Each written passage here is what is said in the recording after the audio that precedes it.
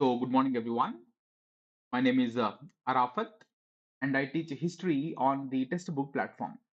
So, in this session, let us spend some time discussing a very important topic of modern Indian history, that is the 1857 revolt. A very good evening, a very good morning once again. Uh, the point is, my name is Arafat, and I teach history on the textbook platform. So let us spend some time today in discussing a very important topic of modern Indian history, that is the Sepoys Revolt of 1857. The Sepoys Revolt 1857. So this is undoubtedly the Sepoys Revolt of 1857 is undoubtedly uh, the most important. The point is the Sepoys Revolt of 1857 is undoubtedly the most uh, important challenge or the most serious challenge faced by the British during the colonial times. So, in other words, let me repeat: the Sepoys Revolt of 1857 happened to be the most famous or the most important challenge faced by the British during the colonial time period. So, the point is, let us spend some time in understanding why this revolt is called as Sepoys Revolt. Why do we refer to this revolt as a Sepoys Revolt? And who are Sepoys? Why did they revolt? And who all participated in this revolt? Let us understand those points one after the other. Chapter point. So basically, the British Indian Army, you all might be knowing that the British rule commenced in India in 1772 AD. So it was in 1772 AD that with the conquest of Bengal, the British who came to India merely as a trading power, as a trading company, got transformed into a territorial power. Let me repeat this point once again. The British landed in India in 1608 AD. They came to India for trade, but by 1772 AD, that is after the conquest of Bengal, the East India Company got transformed from merely a trading company to a territorial power. To a territorial power. And this exactly happened in 1772 AD. And thereafterwards, the British began to maintain its army, it began to maintain its military, and this military is referred to as the British Indian Army. British Indian Army. So the British Indian Army comprised of two types of soldiers. One is the Indian soldiers and the other is the British soldiers. British Indian Army comprised of two types of soldiers. Is the Indian soldiers, the other is the British soldiers. So usually the British soldiers were usually appointed as high ranking. They were appointed to high ranking positions. Mostly the British soldiers were appointed as officers in the British Indian Army, whereas the entry level jobs in the British Indian Army were reserved to the Indians. The entry level jobs within the British Indian Army were usually reserved to the Indians, whereas mostly the officer level jobs were monopolized by the British. So the Indians are the Indian soldiers working in the British Indian Army were also referred to as the sepoys. So the whole point is the British Indian Army comprised of both the Indian soldiers as well as the British soldiers. The Indian soldiers working in the British Indian Army were referred to as sepoys. So the point is the sepoys is derived out of a term called sipahi, which is basically a Persian term for a soldier. So sipahi is basically a Persian term for a soldier. So it is from this sipahi the term sepoy, Setois, came into existence. So the point is, it is these sepoys who revolted against the British in 1857, and hence this revolt is referred to as the Sepoys Revolt. So I tried explaining to you why the 1857 revolt is called as Sepoys Revolt. It is called as a Sepoys Revolt because this revolt was started by the Sepoys. And I explained to you who are actually Sepoys.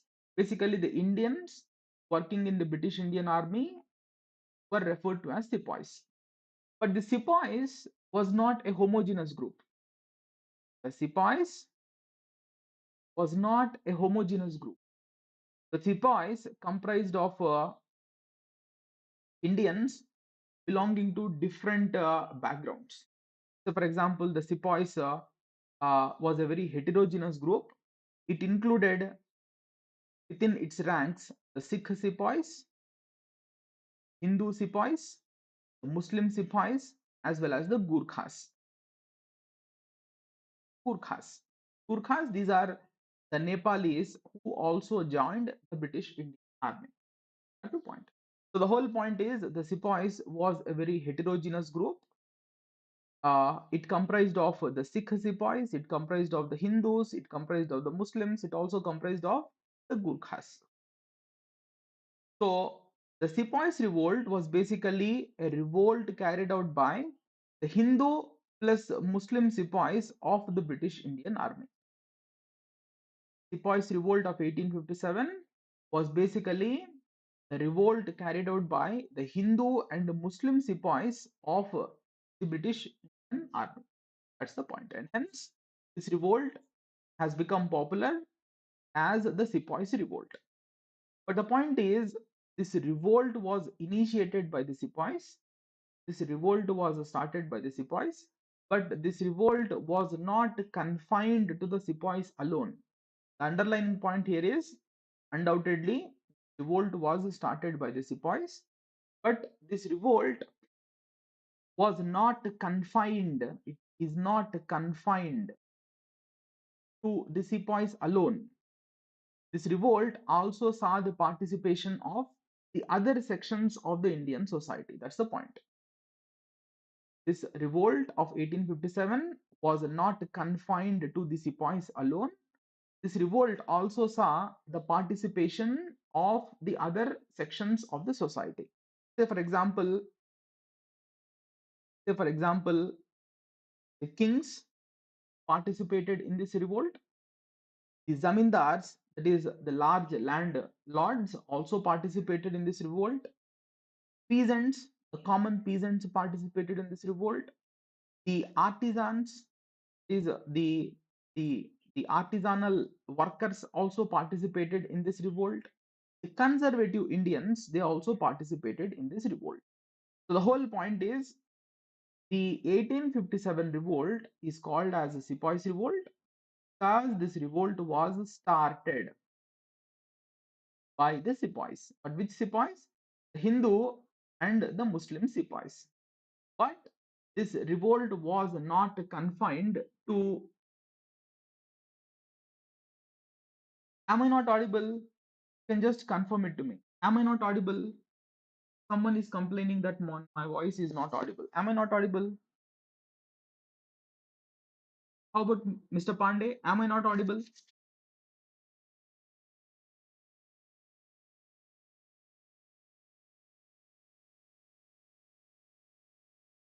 can just confirm it to me. There, no, it is audible. It is very much audible. I can hear my voice. Sandhya, possibly the problem is from your side. Fine, come to the point. So the point is, this revolt was started by the Sipahis, but this revolt was not confined to the Sipahis alone. Thus, this revolt also saw the participation from other sections of the Indian society, like the kings participated, the zamindars participated, the peasants participated, the the artisans participated, the conservative Indians also participated in this revolt. At the point. But Since this revolt was first started by the sepoys, we call this revolt as the sepoys revolt. Since this revolt was started, since this revolt was initiated by the sepoys, revolt is often referred to as the sepoys revolt. Sipahi is basically derived out of a Persian term called sipahi. Sipahi in Persian means soldier. Clear? Now let us understand the reasons for the outbreak of the 1857 revolt. Why did this revolt break out? So basically, the reasons for the outbreak of this revolt can be discussed in two categories. One is the internal factors, second is the external factors. So we have broadly speaking, we have two sets of factors responsible for the outbreak of this revolt. One is the internal factor, the second is the external factor. Let us first discuss the internal factors, later we can discuss the external factors. Come to first the internal factors. I told you this revolt also saw the participation of different sections of the Indian society. Like I said, kings participate. But why did kings participate? Kings participated, the rulers participated, some of the rulers, not all, some kings participated in the 1857 revolt because of the, the imperial schemes implemented by the then Governor General Lord Dalhousie. So basically, Lord Dalhousie was the Governor General of India between 1848 to 1856. So Dalhousie was the Governor General till a year before the outbreak of 1857. So in 1857, the revolt broke out, but Lord Dalhousie was the Governor General till 1856, that is between 1848 to 1850. So the imperial schemes followed by Lord Dalhousie in a way forced the kings to participate in the 1857 revolt. Let me repeat this point once again. The imperial schemes followed by Governor General Lord Dalhousie in a way forced the rulers, not all rulers, some rulers, to participate in the 1857. So, for example, one such ruler who participated in the 1857 revolt was Jhansi Lakshmibai. Jhansi Lakshmibai. So basically, in 1853 itself, Jhansi Lakshmibai, basically the British, that is Lord Dalhousie, came up with an imperial scheme called the Doctrine of Lapse. Some other class, I will go into the details of Doctrine of Lapse, but for the time being, remember that this Doctrine of Lapse was an imperial scheme, designed by Lord Dalhousie to occupy as many princely states as possible.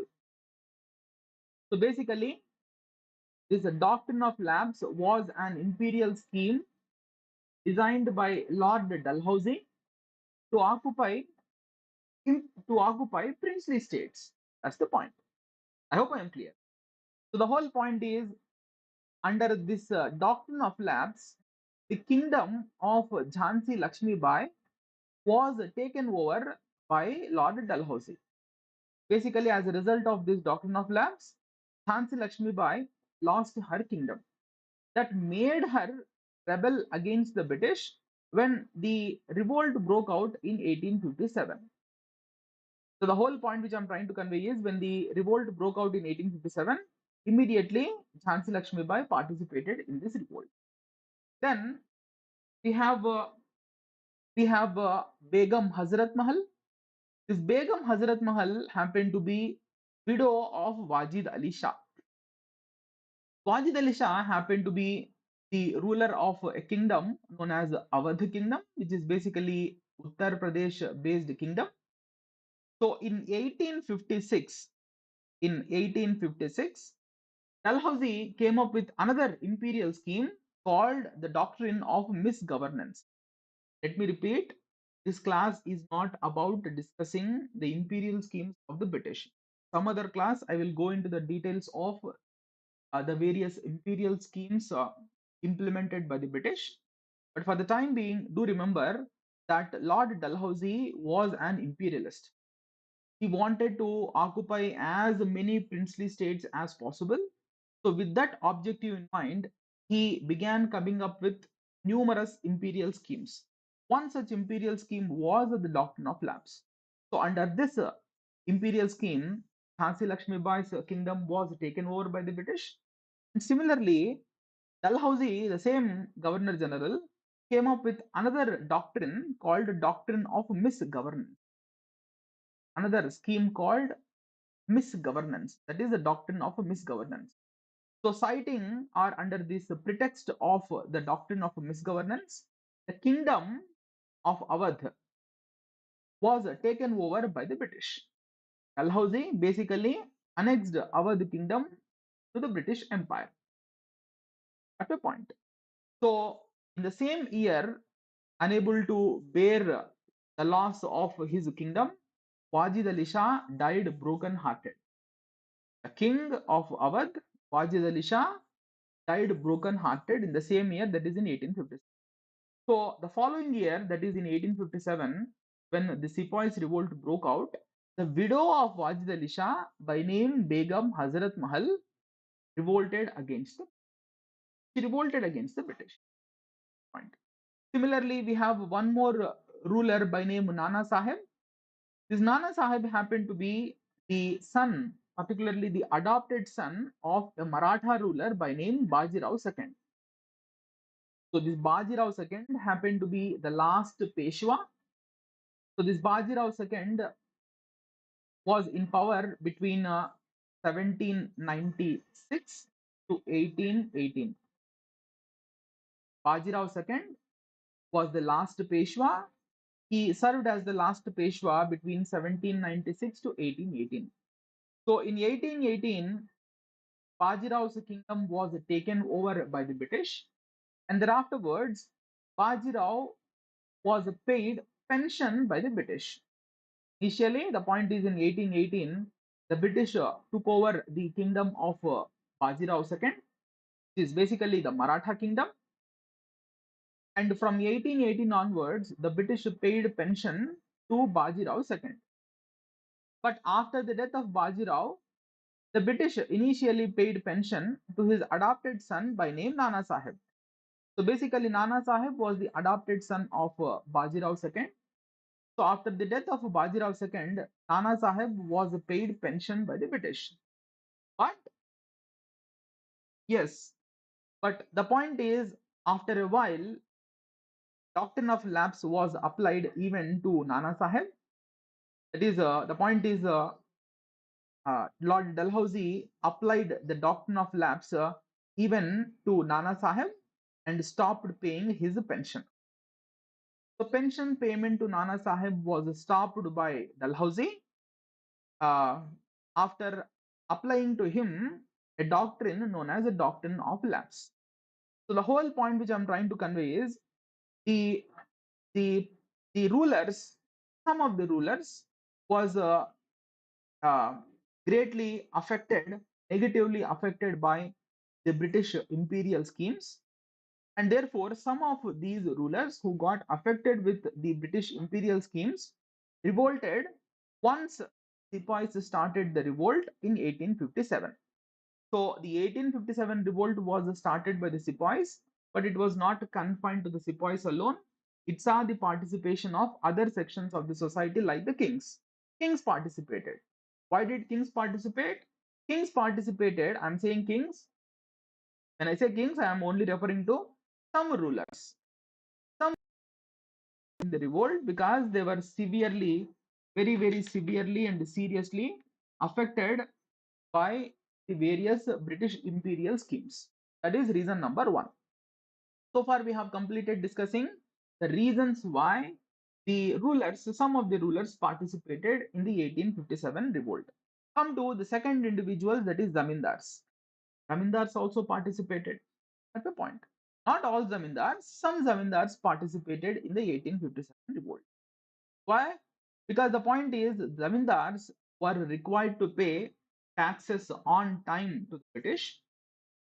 The zamindars, basically the large landlords, basically these are the landlords, they were required to pay taxes in time to the British. But in case if the zamindars failed to pay taxes in time to the British, the lands of the zamindars were taken over by the British and were sold in auction to some other zamindars. So the point is, the zamindars were under pressure to pay taxes in time to the British. In case if zamindars failed to pay the taxes in time, then in such a case, the British began taking over the lands of the zamindars. And therefore, some zamindars came forward and actively participated in the 1857 revolt. So, for example, we have a zamindar by name Kumar Singh. Kumar Singh, who is basically a zamindar of Jagdishpur, zamindar of Jagdishpur in Ara district of Bihar. The Ara district of Bihar. So when the 1857 revolt broke out, immediately Kumar Singh came forward and actively participated in the revolt. But the point is, why did some zamindars participate in the revolt? Because they were they were under pressure to pay taxes in time to the British. In case if the zamindars failed to pay the taxes in time, then in such a case, the lands of the zamindars was being taken over by the British. So that forced a few zamindars to revolt against the British when the sepoys started revolting in 1857.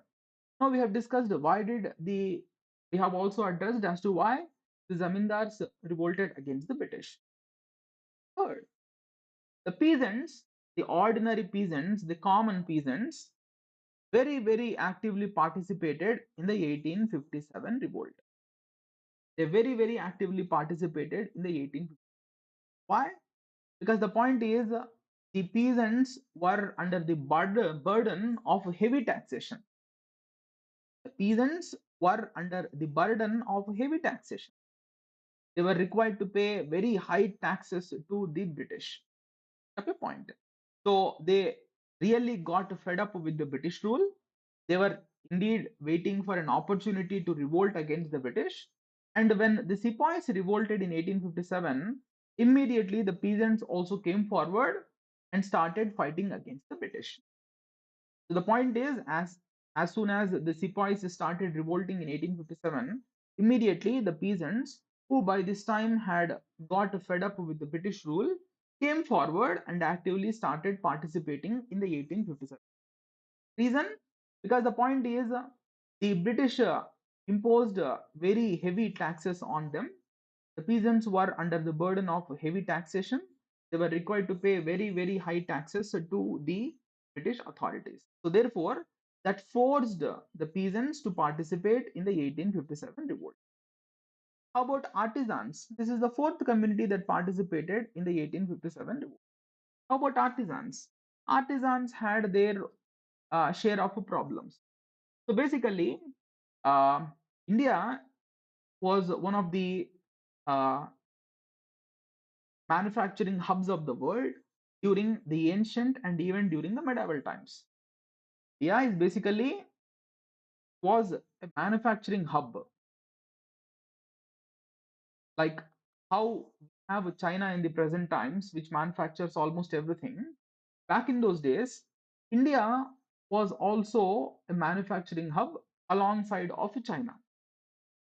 But the point is, after the after the start of the British rule in India, as a result of the British economic policies, deindustrialization began to take place. So there were numerous industries in India, the textile manufacturing industry, etc., etc. But the point is, after the beginning of the British rule and as a result of various British economic policies, deindustrialization of India took place. And importantly, as a result of deindustrialization, the artisans who were working in those industries began to lose their employment. So unemployment, particularly in the manufacturing sector, was taking place as a result of the British economic policies. And that too, the British began to dump their cheap machine manufactured goods into India. So, for example, to manufacture a sari in the help of handlooms might cost, say, 100 rupees. Just for the sake of example, I'm giving it to you. So, in handloom made salary, handloom made sari uh, might cost 100 rupees. But the same kind of a sari was being manufactured in the large industries of England, maybe for only 5 rupees. Because the point is, industrialization, industrialization had happened in England, and after industrialization, the, the goods in England began to be produced on a mass scale, and that too at far cheaper prices. So basically, the English East India Company, which was basically ruling India at this point of time, began to dump the cheap machine manufactured goods of England into India. So, unable to bear competition with those cheap machine manufactured goods of England, the indigenous industries began to get shut down. The local industries of India, unable to face competition from the cheap machine manufactured goods of England, began to get shut down. This is what happened. So, as a result, what happened? There was unemployment in the industrial sector. So, the artisans were under great distress as a result of the British economic policies. So basically, there was a lot of the point is the artisans were under great distress as a result of these various British economic policies, and therefore, when the sepoys started revolting in 7, these artisans also came forward and started participating in the 1850s. So artisans also participated and they had their own reasons for participating in the 1857 revolt. Then the other community of India, the other uh, community of India which very actively participated in the revolt happened to be the conservative Indians. Conservative Indians. Basically, the British began coming up with some progressive legislations, say like the Sati Abolition Act. The Sati Abolition Act, 1829. So basically, you all might be knowing what we call as a sati. Sati is a practice in which once the husband dies, the widow also gets burnt down along with the dead body of the husband, dead man. What we call as the practice of sati. But in 1829, the British passed an act and abolished the practice of sati. The British basically passed an act and abolished this practice of sati. This happened in 1829. And the British, in fact, in the beginning, in the entire first half of the 19th century AD, that is between 1800 to 1850s, the British did come up with numerous social legislation. The British did come up with numerous social legislations between 1800 and 1850 AD. One such legislation is the Sati Abolition Act. But the conservative Indians began to think that the British were unduly interfering in the socio cultural matters of the Indian. The conservative Indians were not happy with the social legislations used by the British.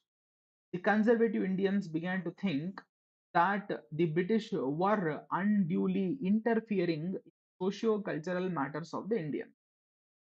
And hence, once basically the conservative Indians were also not happy with the British, and therefore, once the 1857 revolt broke out, they too actively came forward and participated in the 1850. So the initiative to start the revolt was taken by the sepoys. But once that happened, all those sections of the Indian society who were not happy with the British, they too began to come forward and actively participate in the 1850 revolt. So the conservative Indians also did participate in the 1850. So come to last group that actually started the revolt happened to be sepoys. The last group which actually started this revolt happened to be the sepoys. At a point. So why did the sepoys revolt in the first place? What are the reasons for the sepoys revolting? Let us understand this point. Sepoys were the one who started this revolt, but what made sepoys start? Let us understand those points. Basically, the sepoys had numerous reasons for starting 1850. Sepoys basically had numerous reasons for starting the 1850 revolt. One is discrimination. One is discrimination. Basically, the Indian sepoys were discriminated in terms of salaries, in terms of promotions with respect to their British counterparts. The point is the work done by Indian Sipahi, that is the Sipahi and the British soldier, was almost the same. The work done by the Sipahi is the Indian soldier and the British soldier was almost the same. But the Indian soldiers, that is the Sepoys, were paid far less when compared to their British counterparts. So one, the Sepoys faced a lot of discrimination. They were discriminated in terms of salaries. They were discriminated in terms of promotions with respect to their British counterparts. So this fueled lot of anger among the Indian sepoys. It created a lot of anger among the sepoys. So reason number one for sepoys revolting against the British is the discrimination which they faced. They became reason number one. There is second reason, the activities of the Christian missionaries. The Christian missionaries were quite active in the cantonment areas. You all might be knowing what we mean by cantonment areas, the army establishments at a point. So the whole point is the Christian missionaries were quite active in the cantonment areas. So the Christian missionaries, with the support of the British officers, were mounting pressure on the sepoys to get converted to Christianity. Basically, the Christian missionaries were very active in the cantonment areas, and these Christian missionaries, with the support of the British officers, were bringing pressure on the sepoys to get converted to Christianity.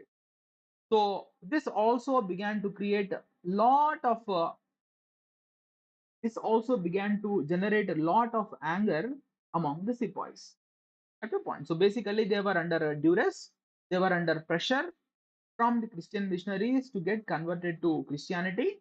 And this also began to, in a way, generate a lot of anger against the British superiors. That became reason number two. Third, exploitative land revenue policies. The third reason why the sepoys revolted happened to be the exploitative land revenue policies. So basically, in 1855, just 2 years before the outbreak of the revolt, just 2 years before the outbreak of the revolt, that is in 1855, the British had gone for a steep increase. The British had gone for a considerable increase in the land revenue rate in the Rajasthani areas. At a point. So basically, uh, the British, way back in 1855, had taken a decision to increase the land revenue rates. And that too, this increase in the land revenue rate was quite steep, very high increase in the land revenue rate. So in 1855 itself, the sepoys, numbering about 14,000 sepoys, submitted a written petition to the Governor General requesting him to roll back the increased land revenue rates. The point is, in 1855 itself, about 14,000 sepoys submitted a written petition. They submitted a petition, a signed petition to the Governor General, requesting him to reduce the land revenue rates, basically to roll back the land revenue rates. This was the demand put forward by the Sipahis. But the Governor General, on the other hand, the Governor General in 1855 was Dalhousie. Dalhousie, on the other hand, refused to consider their demand. Governor General Dalhousie, on the other hand, refused to consider the demand. Basically, Governor General argued that the land revenue issue has nothing to do with that of the sepoys. Basically, the Governor General argued that the the land revenue issue is an issue concerning only with the peasants, and the sepoys had nothing to do with it. This was the stand taken by the Governor General. But the point is, the Governor General failed to realize that the Sipai, no doubt, he might not be directly involved in farming, but essentially he also came from a peasant's family only. Sipai, he might not be directly involved in farming, but after all, a Sipai also came from a peasant's family only. So the father of the Sipai might be into farming, the brother of a Sipahi might be into farming. So essentially, the Sipahi himself might not be into farming, but after all, he also came from the same farmer's background only, farming background only.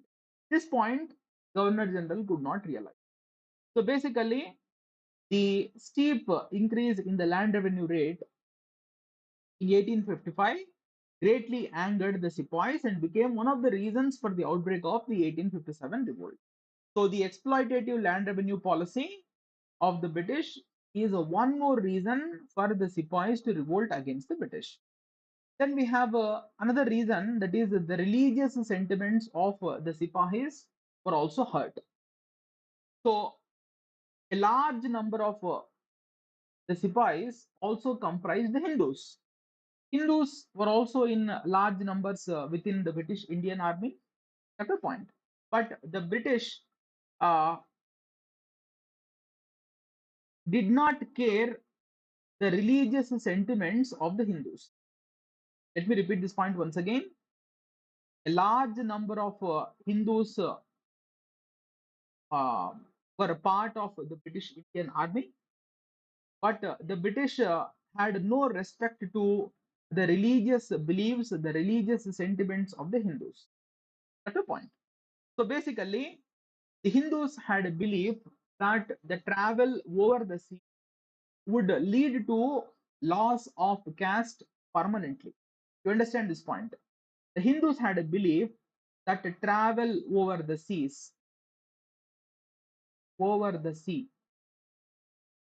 would result in they losing their caste permanently, because it was believed that uh, back in those days there was a belief among the Hindus that the foreign lands are unholy lands.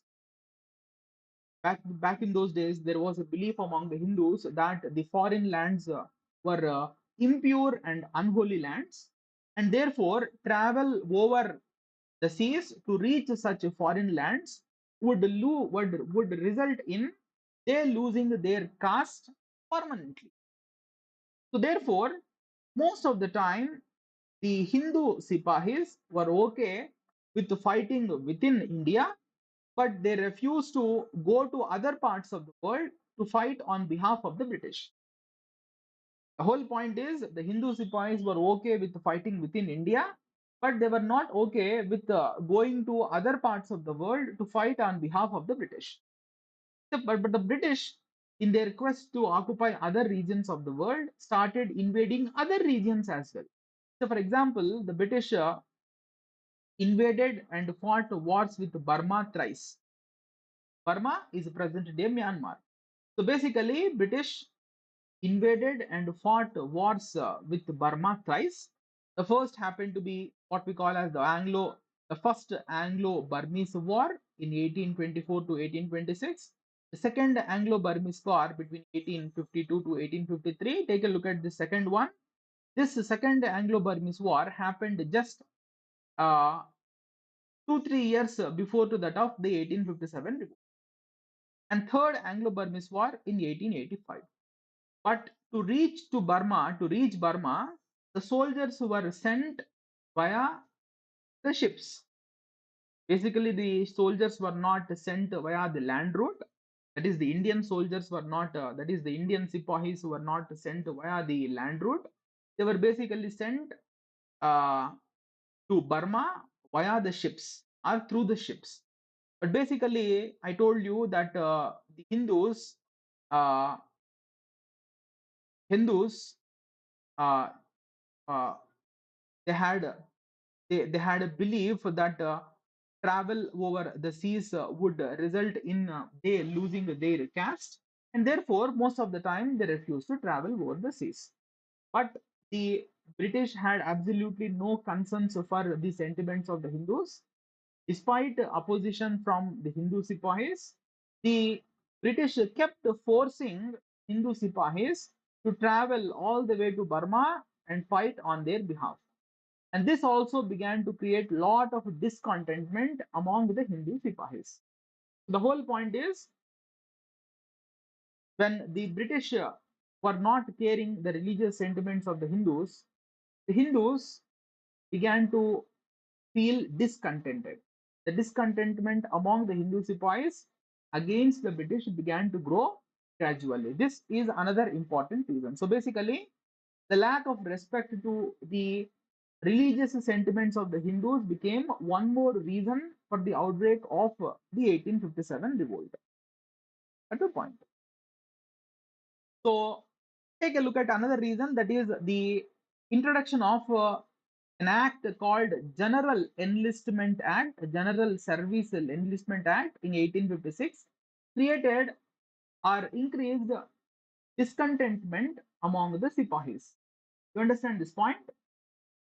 In 1856, the British came up with a new act called the General Service Enlistment Act. General Service Enlistment Act. This was a new act introduced by the British in 1856.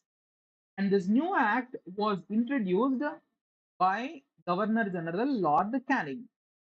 So basically, after the end of Dalhousie's tenure, Canning became the next Governor General of India. Canning. So basically, during the 1857 revolt, Canning was the Governor General, not Dalhousie. At a point, and in fact, Canning became the Governor General in 1856. So immediately after becoming the Governor General, uh, Lord Canning began to sense the growing indiscipline within the British Indian Army. So basically, Canning was of the view that the discipline in the British Indian Army was not up to the mark. So therefore, to ensure or to enforce discipline within the British Indian Army, Canning came up with an act called the General Service Enlistment Act. The whole point is, this act was introduced by Canning with a view to enforce discipline in the British Indian Army. Basically, under this act, the Sipahis were required to serve overseas if ordered. Under this act, under the General Service Enlistment Act 1856, the Sipahis were required to serve overseas if ordered by the superiors. If ordered by the superiors, that's the point. But what if the Sipahis refuse? In case if the Sipahis refuse to uh, agree to the orders of the superiors, the point is the denial of the orders of the superiors under this act. Let me repeat, under the provisions of the General Service Enlistment Act, the denial of the orders of the superiors would lead to automatic dismissal of the Sipahis from the service.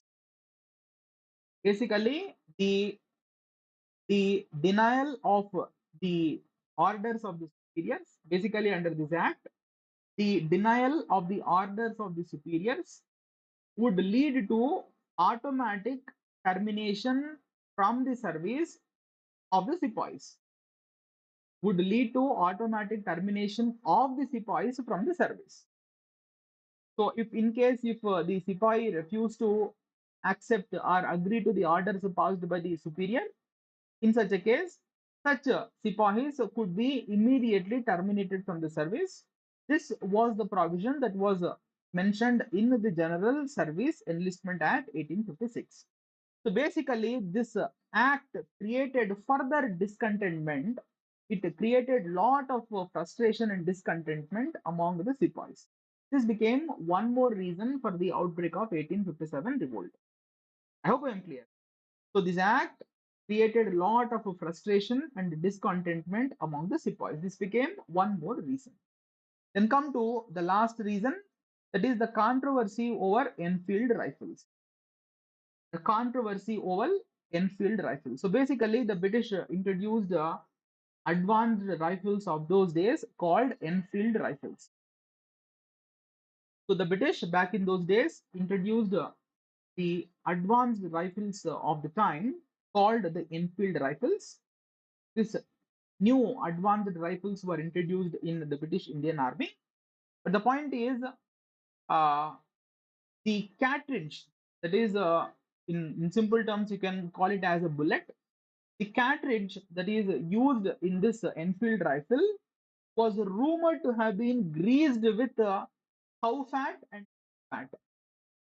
The point is, it is said that the cartridge that was used in this Enfield rifle is rumored, is basically a rumor. There is no truth in it at all. It was basically rumored to have been greased with both cow fat as well as pig fat. But the point is, cow is very sacred for the Hindus, whereas pig is the most disliked animal by the Muslims. The most disliked animal by the Muslims is a pig, whereas cow, on the other hand, is a very sacred animal for the Hindus. So, therefore, as soon as this rumor began spreading, the Hindu sepoys and Muslim sepoys refused to use the Enfield rifle. As soon as this rumor spread, immediately both the Hindu sepoys and Muslim sepoys refused to use the Enfield rifle. That's the point. So, the introduction of the Enfield rifles in the British Indian Army became one of the immediate factors responsible for the outbreak of the 1857 revolt. The introduction of these Enfield rifles became an immediate reason for the outbreak of the 1857 revolt. So these are the reasons. These are the reasons that prompted the Sipahis to revolt against the British. That's the point. So in this class, we have basically discussed the various reasons responsible for the outbreak of the 1857 revolt. We have seen why different of Indian society participated in the revolt. At the point. So we have seen in this class the the participation or the reasons for the participation of different sections of the society. So take a look at it. I told you this revolt was started by the Sipahis, but this revolt saw the participation of other sections of the Indian society, like the rulers participated. We have seen why rulers participated. We have also seen why Zamindars participated. We have also seen why Zamindars participated. We have also seen why peasants, artisans, conservative Indians participated. But we have gone into the details as to what made or what prompted the Sipahis to revolt in the first place. We have taken a detailed look at the grievances of the Sipahis that made them revolt against the British. So these are basically the reasons. So many times, in fact, questions were asked from this topic alone, the reasons part. In some other class, we will take a look at the course of the revolt. How did this revolt proceed? And basically, this was a failed revolt. The 1857 revolt was basically a failed revolt. So later we will be seeing in some other class as to why this revolt failed. So that's all for today. In case you have any doubts, you may start raising questions. Any doubts, anyone? In some other class, I will take up the topics related to this particular topic. But today's class, we have discussed the reasons for the outbreak of the 1857 revolt. Any doubts, anyone?